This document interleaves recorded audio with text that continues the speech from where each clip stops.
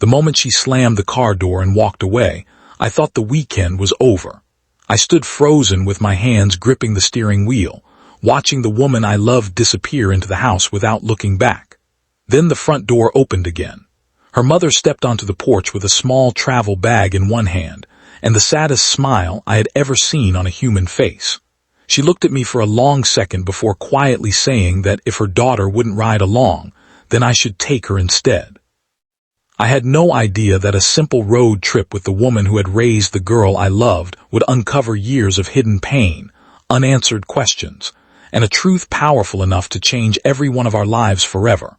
Before we begin, if you believe kindness still has the power to heal broken hearts and that everyone deserves a second chance, please take a moment to like this video, leave a comment, share it with someone who needs hope today, and subscribe to Kindness Corner.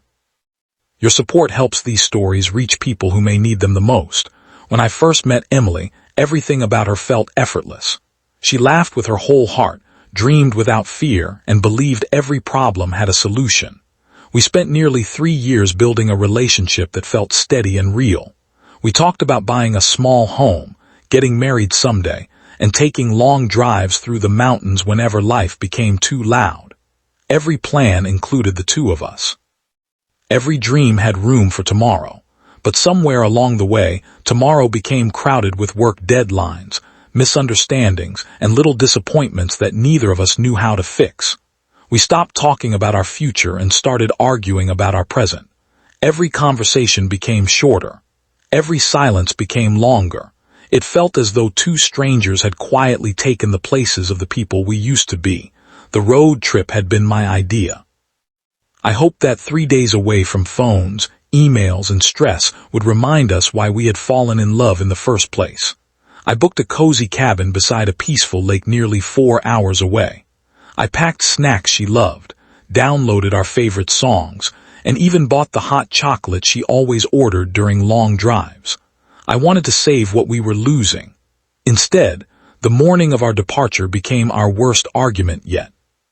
She accused me of trying to fix everything with one weekend, instead of listening to what had been wrong for months.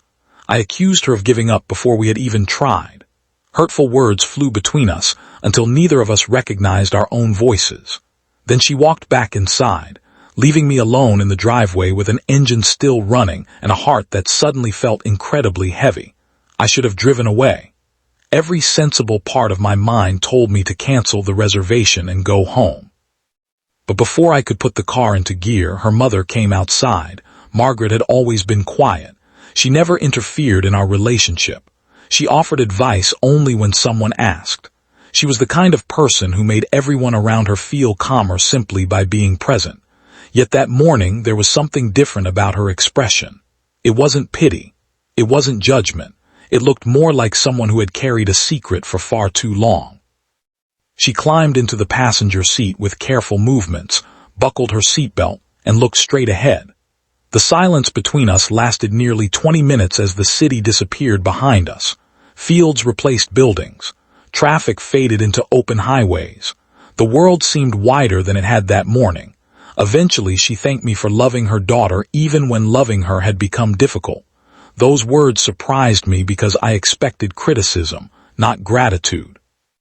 She explained that Emily had not always struggled to trust people. As a little girl, she had believed every promise anyone ever made. Then life slowly taught her otherwise. Margaret began sharing stories I had never heard.